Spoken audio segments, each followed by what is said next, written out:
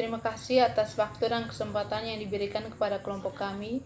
Kami dari kelompok 11 akan membahas tentang daya saing agribisnis dan strategi pengembangan.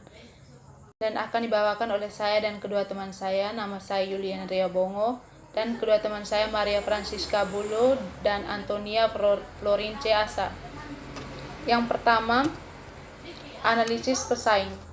Pengertian pesaing. Analisis pesaing merupakan proses mengidentifikasi para pesaing utama, menilai tujuan, strategi, kekuatan, dan kelemahan mereka, dan pola reaksi. Kemudian memilih pesaing yang akan diserang atau dihindari.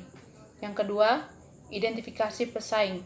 Perusahaan dapat mengidentifikasi pesaing dari sudut pandang industri dan sudut pandang pasar. Industri adalah suatu kelompok perusahaan yang menawarkan produk atau kelas produk yang merupakan pengganti erat satu sama lain. Yang kedua, manajemen strategi dalam agribisnis. Manajemen strategi agribisnis adalah suatu seni dan ilmu dari pembuatan, penerapan,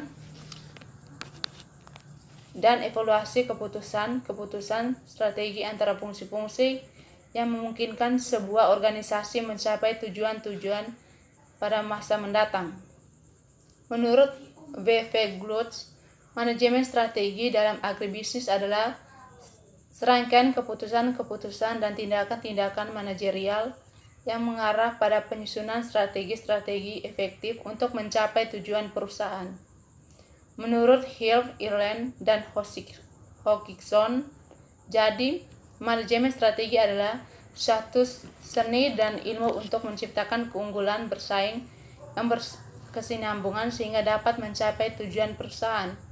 Proses manajemen strategi merupakan suatu paket komitmen, keputusan, dan langkah yang diharapkan bagi sebuah perusahaan untuk mencapai tingkat daya saing dan menghasilkan laba di atas rata-rata. Berikutnya, teori keunggulan bersaing perusahaan agribisnis. Keunggulan bersaing menurut Porter 1986 adalah kemampuan suatu perusahaan untuk meraih keuntungan ekonomis di atas laba yang mampu diraih oleh pesaing di pasar dalam industri yang sama.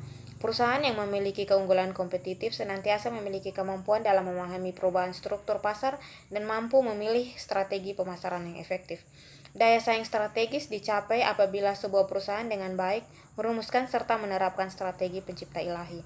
Keunggulan bersaing diperoleh ketika perusahaan mampu menjadikan banyak aktivitas berlainan yang dilakukan oleh perusahaan dibangunkan dalam suatu rantai yang dapat memberikan kontribusi lain yang memberikan margin maksimal bagi perusahaan atau melaksanakan aktivitas-aktivitas yang penting secara strategi dengan lebih murah atau lebih baik dibanding pesaing.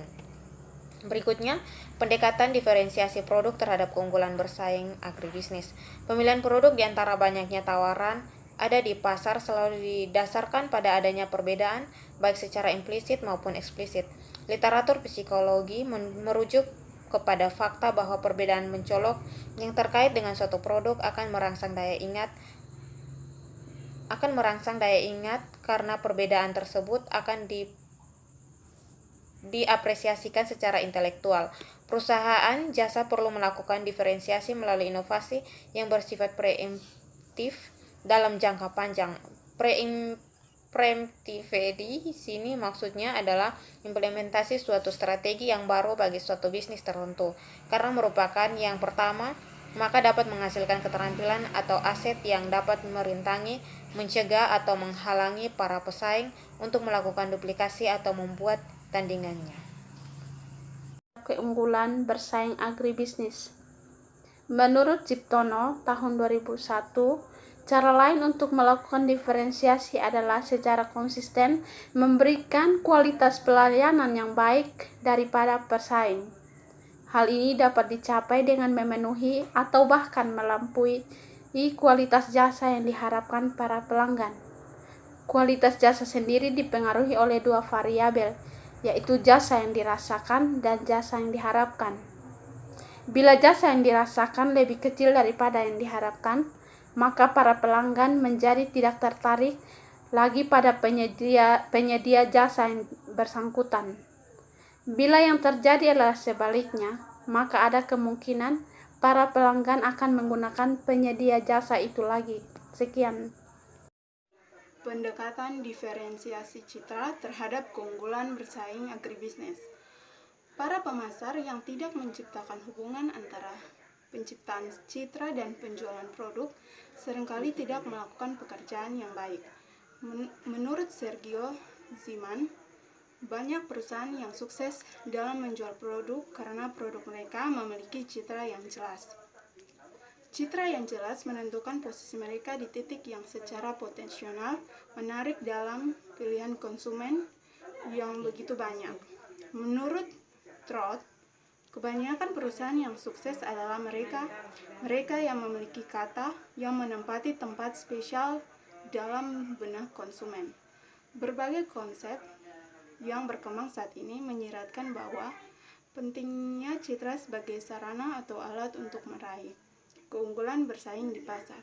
Begitu perusahaan telah secara jelas mendefinisikan citra kepada pelanggan, maka langkah berikutnya adalah mengkomunikasikan citra tersebut agar elemen ini menjadi sumber keunggulan bersaing yang Anda miliki dalam jangka panjang.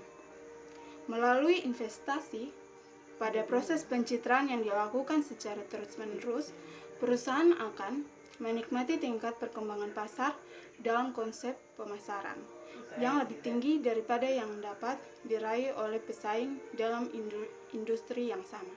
Sekian hasil presentasi kelompok kami. Terima kasih.